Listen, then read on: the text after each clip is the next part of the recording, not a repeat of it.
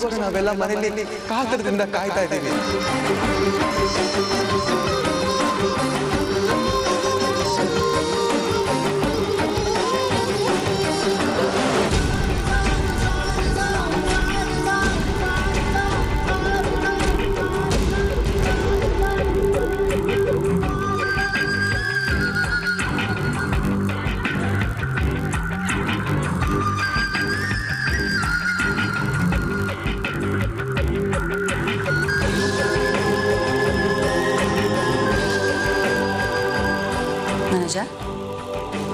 ಸುಸ್ತಾಗಿದೆಯಾ?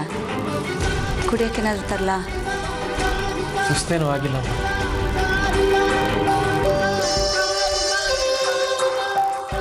ಆದರೆ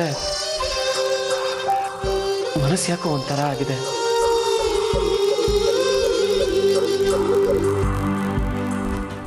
ದೇವಸ್ಥಾನಕ್ಕೆ ಹೋಗು ಅಂತ ಹೇಳಿದ್ದಲ್ಲ, ಬೆಳಗ್ಗೆನೆ ಹೋಗಿದ್ದೆ. ಅಲ್ಲಿ ಭರತಣ್ಣ ಸಿಕ್ತ.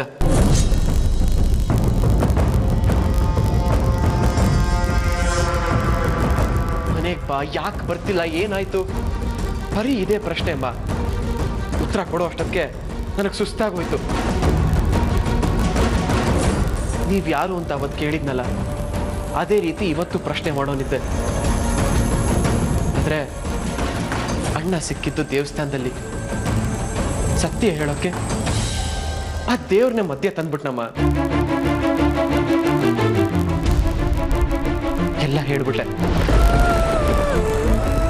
ಎಷ್ಟು ಸಾಧ್ಯನೋ ಅಷ್ಟು ನಾನು ಕಂಟ್ರೋಲ್ ಮಾಡದ್ನಮ್ಮ. ಆದ್ರೆ ಕೊನೆಗೆ ಮಾತಾಡ್ಲೇಬೇಕಾಯ್ತು. ಮರ್ತಿರೋ ಥರ ಆಡ್ತಿರೋದನ್ನ ನಾಟಕ ಅಂತ ಒಪ್ಕೊಳ್ಳೇಬೇಕಾಯ್ತು.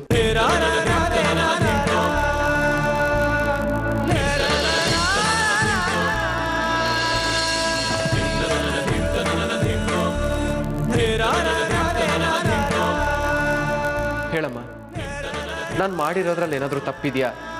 ಹೇಳಮ್ಮ. ಅಂದ್ರೆ ನೀನು ನನ್ನನ್ನು ಬಿಟ್ಟು ಆ ಮನೆಗೆ ಹೊರಟೋಗ್ತೀಯಾ? ಮಾತಾಡೋ, ಯಾಕೆ ಸುಮ್ಮನಾದೆ? ಅಮ್ಮ, ನನಗೆ ಅಣ್ಣ ಸಿಕ್ತ, ಮಾತಾಡ್ದ, ಮನೆಗೆ ಬರ್ತೀಯ ಅಂತ ಕೇಳ್ದ ಅಂತ ಅಷ್ಟೇ ನಿನಗೆ ಹೇಳಿದ್ದು. ನಾನು ಅವ್ನು ಕರೆದ ತಕ್ಷಣ ಮನೆಗೆ ಹೋಗ್ಬಿಡ್ತೀನಿ ಅಂದ್ಕೊಂಡ್ಯಾ? ಇಲ್ಲಮ್ಮ, ನಾನು ಬರಲ್ಲ ಅಂತಾನೆ ಹೇಳಿ ಬಂದಿದ್ದೀನಿ. ಅಮ್ಮ, ಭರತಣ್ಣನ ಥರ 1000 ಜನ ಬಂದು ಹೇಳಿ, ನಾನು ಅದ್ರ ಬಗ್ಗೆ ತಲೆ ಕೆಡಿಸ್ಕೊಳಲ್ಲಮ್ಮ. ನಾನು ನಿನ್ನ ಬಿಟ್ಟು ಎಲ್ಲೂ ಹೋಗೋದಿಲ್ಲ. ಅಮ್ಮ, ನೀನ್ ನನ್ನ ಮೇಲೆ ಎಷ್ಟು ಪ್ರೀತಿ ಇಟ್ಕೊಂಡಿದ್ಯಾ ಅನ್ನೋದು ನನಗೆ ಗೊತ್ತಮ್ಮ. ಆದ್ರೆ 1000 ಪಾಲು ಪ್ರೀತಿ ನಾನು ನಿನ್ನ ಮೇಲೆ ಇಟ್ಕೊಂಡಿದ್ದೀನಿ.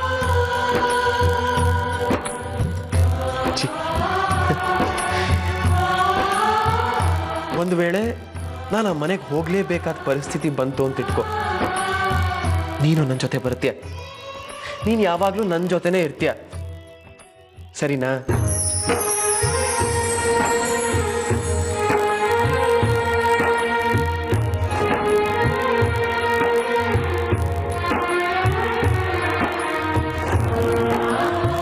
ಅಮ್ಮ, ಆದ್ರೆ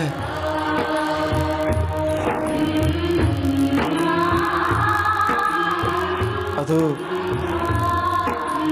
ಅದೇ ದೇವಸ್ಥಾನಕ್ಕೆ ನಾಳೆ ಅಪ್ಪ ಅಮ್ಮ ಬರ್ತಿದಾರಂತೆ. ಎಲ್ಲೋ ಟೂರ್ಗೆ ಹೋಗ್ತಿದ್ದಾರೆ. ಹೋಗಕ್ಕೆ ಮುಂಚೆ ದೇವಸ್ಥಾನಕ್ಕೆ ಬಂದು ಹೋಗೋದಿದೆಯಂತೆ. ಅಮ್ಮ, ನಾಳೆ ಹೋಗಿ ಅವ್ರನ್ನ ನೋಡ್ಕೊಂಬರ್ಲ? ನೀನು ಹೂ ಅಂದ್ರೆ ಮಾತ್ರ. ಸರಿ ಕಣ, ಇಷ್ಟು ವರ್ಷ ನಿನ್ನನ್ನು ಸಾಕಿ ಬೆಳೆಸಿದ್ದಾರೆ ಅವರು. ಅವ್ರನ್ನ ನೋಡೋದ್ರಲ್ಲಿ ತಪ್ಪೇನಿದೆ ಹೇಳು? ನಾಳೆ ತಾನೇ ಅವ್ರು ಬರ್ತಾ ಇರೋದು? ಹೌದಮ್ಮ, ನಾಳೆನೇ. ಹಾಗಿದ್ರೆ ನಾನು ನಿನ್ನ ಜೊತೆ ದೇವಸ್ಥಾನಕ್ಕೆ ಬರ್ತೀನಿ. ನಾನು ಅವ್ರನ್ನ ನೋಡಬೇಕು. ಹೌದಾ? ಹಾಗಾದ್ರೆ ಹೋಗೋಣ ಅಲ್ಲ ನಾಳೆ?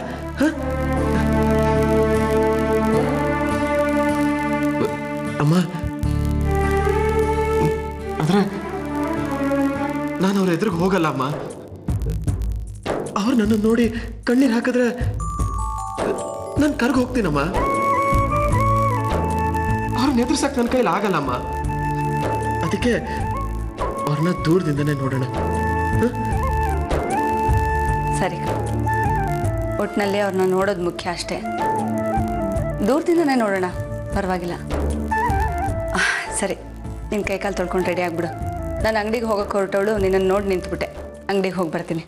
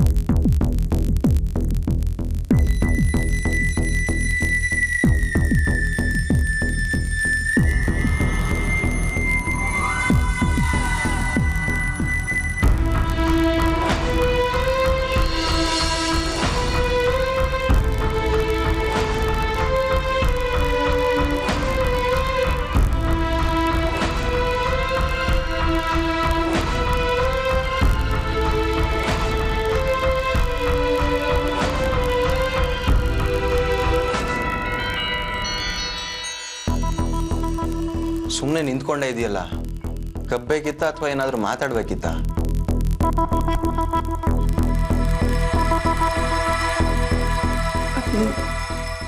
ಮಾತಾಡೋದೇನೋ ಇದೆ, ಆದರೆ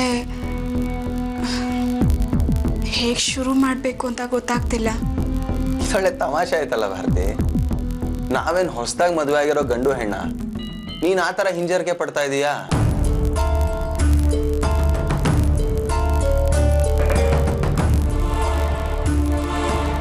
ಅದೇನು ವಿಷಯ ಹೇಳು. ಅದು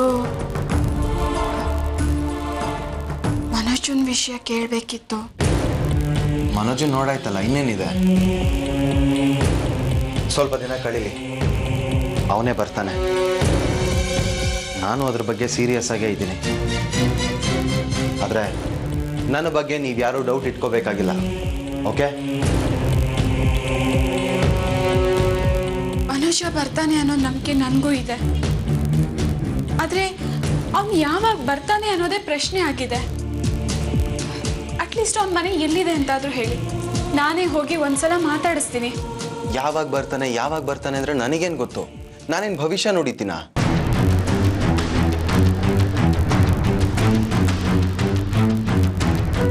ಬರ್ತಾನೆ, ನೀನೇನು ಟೆನ್ಷನ್ ತಗೋಬೇಡ. ಅಷ್ಟಕ್ಕೂ ಅವನ ಮನೆ ಎಲ್ಲಿದೆ ಅಂತ ನನಗೂ ಗೊತ್ತಿಲ್ಲ.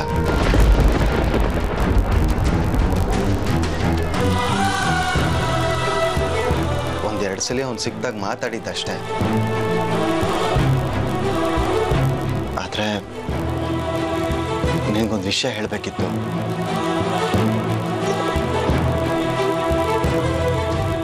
ಈ ವಿಷಯನ ನೀನು ಬೇರೆಯವ್ರ ಹತ್ರ ಚರ್ಚೆ ಮಾಡಬಾರ್ದು. ಆಮೇಲೆ ನೀನು ಚರ್ಚೆ ಮಾಡಿ ಬೇರೆಯವರು ನನ್ನ ಹತ್ರ ಬಂದು ಮಾತಾಡಬಾರ್ದು. ಅದೆಲ್ಲ ನನಗಿಷ್ಟ ಆಗಲ್ಲ.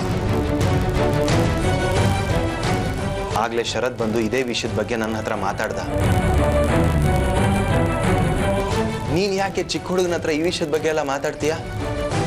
ಅವನು ನನಗೆ ಬುದ್ಧಿ ಹೇಳಂಗಾಗಿದ್ದಾನ. ಅಲ್ಲ, ನೀವೇನು ಅನ್ಕೊಂಡಿದ್ದೀರಾ ನನ್ನ ಬಗ್ಗೆ? ಮನೋಜನ್ ಹತ್ರ ಹೇಗೆ ಮಾತಾಡಬೇಕು, ಅವನ ಮನೆ ಹೇಗೆ ಹುಡುಕ್ಬೇಕು ಅಂತ ನನಗೆ ಚೆನ್ನಾಗಿ ಗೊತ್ತಿದೆ. ನಾನು ಆ ಕೆಲಸ ಮಾಡ್ತೀನಿ. ನೀವು ಪ್ರಯತ್ನ ಮಾಡ್ತೀರಾ ಅನ್ನೋ ನಂಬಿಕೆ ನನಗೂ ಇದೆ, ಆದರೆ ನಾನು ಒಂದ್ಸಲ ಟ್ರೈ ಮಾಡ್ಬೋದಲ್ವಾ? ನೀನಾದರೂ ನನ್ನ ಮೇಲಿನ ಕೋಪಕ್ಕೆ ಮನೆಗೆ ಬರ್ತಾ ಇಲ್ಲ ಅಂದರೆ ನಾನು ಕ್ಷಮೆ ಕೇಳ್ತೀನಿ. ನೋಡು, ಸುಮ್ಮನೆ ನೀನು ಈ ವಿಚಾರದಲ್ಲಿ ಮಧ್ಯ ಬಂದರೆ ನನ್ನ ಪ್ಲಾನ್ ಎಲ್ಲ ಹಾಳಾಗುತ್ತೆ. ಸ್ವಲ್ಪ ಅರ್ಥ ಮಾಡ್ಕೋ. ಮನೋಜಂಗೆ ನಿಜವಾಗ್ಲೂ ನಿನ್ನ ಮೇಲೆ ಕೋಪ ಇದ್ರೆ ಅವನ್ನ ಇಲ್ಲಿ ಕರ್ಕೊಂಡು ಬರೋದು ತುಂಬಾ ಕಷ್ಟ ಆಗುತ್ತೆ. ನಾನು ಅವನ ಹತ್ರ ಮಾತಾಡಿ ಎಲ್ಲ ಪ್ರಾಬ್ಲಮ್ಮು ಸಾಲ್ವ್ ಮಾಡ್ತೀನಿ. ಆಮೇಲೆ ನೀನು ಅವನ ಹತ್ರ ಎಷ್ಟು ಬೇಕಾದ್ರೂ ಮಾತಾಡ್ಬೋದು.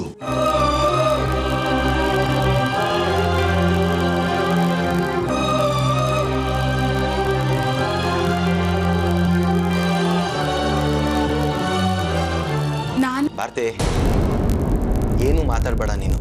ನಾನು ಹೇಳೋದನ್ನ ಸರಿಯಾಗಿ ಕೇಳಿಸ್ಕೊ ಸಾಕು. ಸುಮ್ಮನೆ ಏನೇನೋ ಮಾತಾಡಿ ನನ್ನ BP ಜಾಸ್ತಿ ಮಾಡಬೇಡ. ಈಗಾಗಲೇ ಎಲ್ಲರೂ ಸೇರ್ಕೊಂಡು ನನ್ನ ತಲೆ ಕೆಡ್ಸಾಗಿದೆ. ಅರ್ಥ ಆಯ್ತಾ?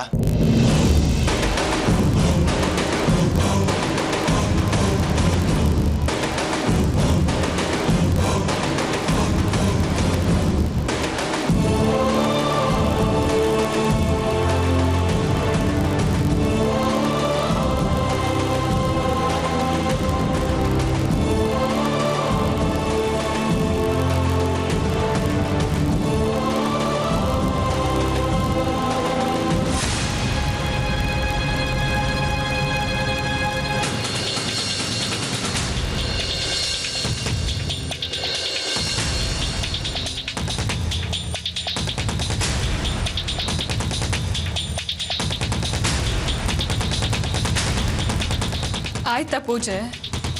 ಇದೆಲ್ಲ ಬೇಕಿತ್ತ ನಿನಗೆ? ದಿನ ನಿನ್ ಗಂಡನ ಹತ್ರ ಬೈಸ್ಕೊಳ್ದೆ ಇದ್ರೆ ತಿಂದಿದ್ ಜೀರ್ಣ ಆಗಲ್ವಾ ನಿನ್ಗೆ?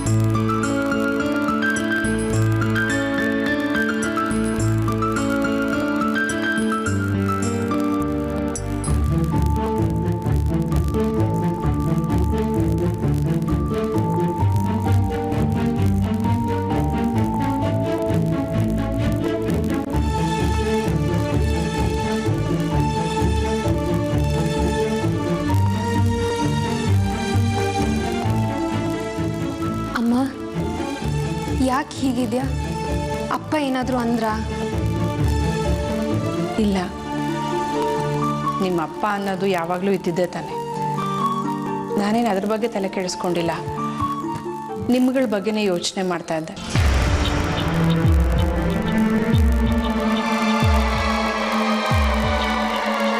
ನಿಮ್ಮಿಬ್ರು ಒಂದು ಮಾತು ಕೇಳಬೇಕು ಅಂತ ಇದ್ದೀನಿ. ನೀವು ಕೋಪ ಮಾಡ್ಕೋಬಾರ್ದು, ಬೇಜಾರು ಮಾಡ್ಕೋಬೇಡಿ. ಯಾಕೋ ಭಯ ಆಗ್ತಾ ಇದೆ ಕಣ್ರು. ಭಾರತಿ ಬದುಕು ಸರಿ ಹೋಗ್ಲಿ ಅಂತ ಒಂದು ಕಡೆ ಯೋಚನೆ ಇದ್ರೆ, ನಿಮ್ಮಿಬ್ರಿಗೂ ಮದುವೆ ಆಗಿ ನೀವಿಬ್ರು ಸುಖವಾಗಿರ್ಲಿ ಅಂತ ಇನ್ನೊಂದು ಕಡೆ ಯೋಚನೆ ಆಗ್ತಾ ಇದೆ.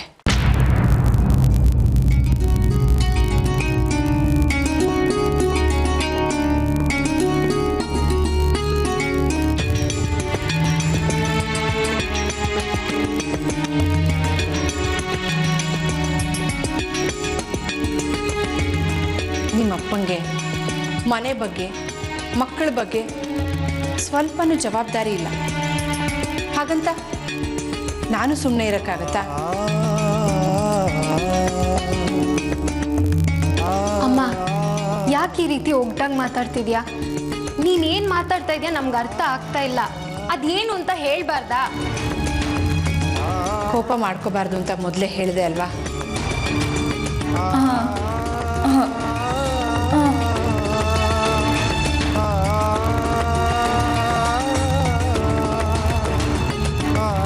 ಈ ಬದುಕು ನಿಮ್ಮದೇ, ಈ ಕಾಲ ನಿಮ್ಮದು. ಹಾಗಂತ ಬೇಕಾಬಿಟ್ಟಿಯಾಗಿ ನಿರ್ಧಾರ ತಗೊಂಡ್ಬಿಟ್ರೆ ಮುಂದೆ ಅದರಿಂದ ನೀವು ನೋವು ಅನುಭವಿಸೋದನ್ನ ನನ್ನ ಕೈಲಿ ನೋಡೋಕ್ಕಾಗಲ್ಲ ಕಣ್ರು.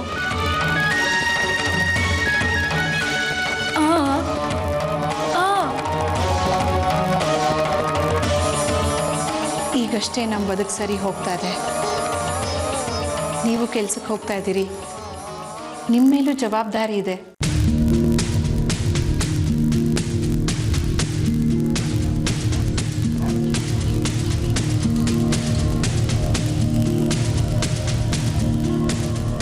ಭವಾನಿ, ನನಗೆ ನಿನ್ನ ಬದುಕಿನ ಬಗ್ಗೆ ತುಂಬ ಯೋಚನೆ ಇತ್ತು. ಹೇಗೆ ಬದುಕ್ತೀಯೋ, ಏನು ಕೆಲಸ ಮಾಡ್ತೀಯೋ ಅಂತ ಕೊರಗ್ತಾ ಇದ್ದೆ. ಆದರೆ ನಿನಗೆ ಒಳ್ಳೆ ಕೆಲಸನೇ ಸಿಕ್ತು. ಆದರೂ ಈಗ ನಿನ್ನ ಕೆಲಸನೇ ಸಮಸ್ಯೆ ಆಗುತ್ತೇನೋ ಅಂತ ಭಯ ಆಗ್ತಾ ಇದೆ ನನಗೆ. ನಿಮ್ಮ ಕೆಲಸ ಕೆಟ್ಟದು, ನಿಮ್ಮ ಬಾಸ್ ಕೆಟ್ಟೋರು ಅಂತ ನಾನು ಹೇಳ್ತಾ ಇಲ್ಲಮ್ಮ. ನಿನ್ನಲ್ಲಿರೋ ಸಮಸ್ಯೆಗೆ ಅನುಕಂಪ ತೋರ್ಸೋಕೆ ಶುರು ಮಾಡಿಬಿಟ್ರೆ ಅದು ಬೇರೆ ದಾರಿಗೆ ಎಡೆ ಮಾಡಿಕೊಡುತ್ತೆ ಭವಾನಿ. ಅದ್ರ ಬಗ್ಗೆ ಯೋಚನೆ ಮಾಡ್ತಾ ಇದ್ದೀನಿ ಅಷ್ಟೇ.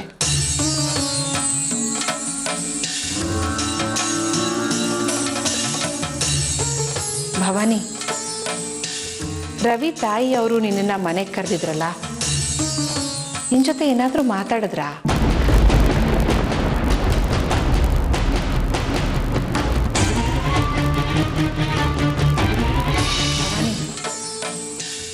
ರವಿ ತಾಯಿ ಅವರು ನಿನ್ನನ್ನು ಮನೆಗೆ ಕರೆದಿದ್ರಲ್ಲ, ನಿನ್ನ ಜೊತೆ ಏನಾದರೂ ಮಾತಾಡಿದ್ರಾ?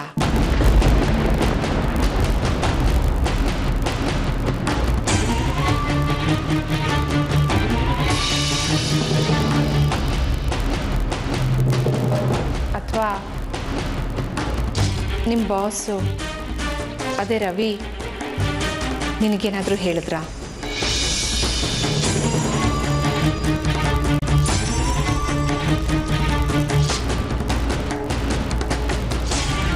ಹೀಗೆಲ್ಲ ಮಾತಾಡ್ಬಿಟ್ಟೆ ಅಂತ ಬೇಜಾರು ಮಾಡ್ಕೋಬೇಡ ಭವಾನಿ. ತಾಯಿ ಕರುಳು, 100 ಯೋಚನೆಗಳು ಬಂದ್ಬಿಡುತ್ತೆ ತಲೆಗೆ. ಅನುಕಂಪ ಅನ್ನೋದು ಒಂದು ಕ್ಷಣದಲ್ಲಿ ಹುಟ್ಟುಬಿಡುತ್ತೆ. ಅದಕ್ಕೆ ಇಡೀ ಜೀವನ ಸಾಕಾಗಲ್ಲ. ಮನಸ್ಸು ಬೇರೆ ಕಡೆ ವಾಲಿದ್ರೆ ಅನುಕಂಪ ಮರ್ತು ಹೋಗುತ್ತೆ. ಆ ಕ್ಷಣಕ್ಕೆ ಮನಸ್ಸು ಕೊಟ್ಬಿಟ್ರೆ ಜೀವನ ಪೂರ್ತಿ ಕೊರಗಬೇಕಾಗತ್ತಲ್ವಾ? ಅದಕ್ಕೆ ನೆನಪಿಸ್ದೆ.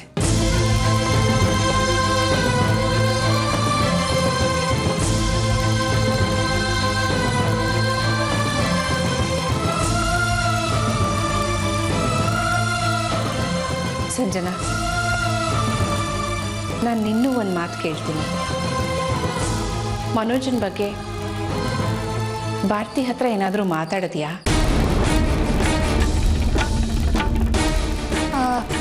ಅದು ಸುಮ್ಮನೆ ಸಹಜವಾಗಿ ಹೀಗೆ ಮಾತಾಡ್ತಾ ವಿಚಾರಿಸ್ದೆ ಅಷ್ಟೇ ಅಮ್ಮ. ಸುಳ್ಳು ಹೇಳ್ಬೇಡ ಸಂಜನಾ.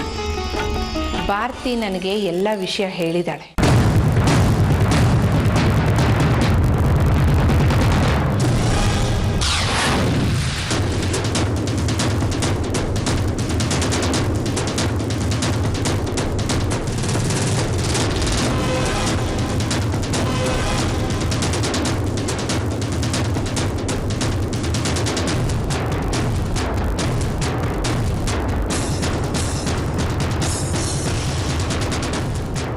ನಿಂದಿನ್ನೂ ಚಿಕ್ಕ ವಯಸ್ಸು ಸಂಜನಾ.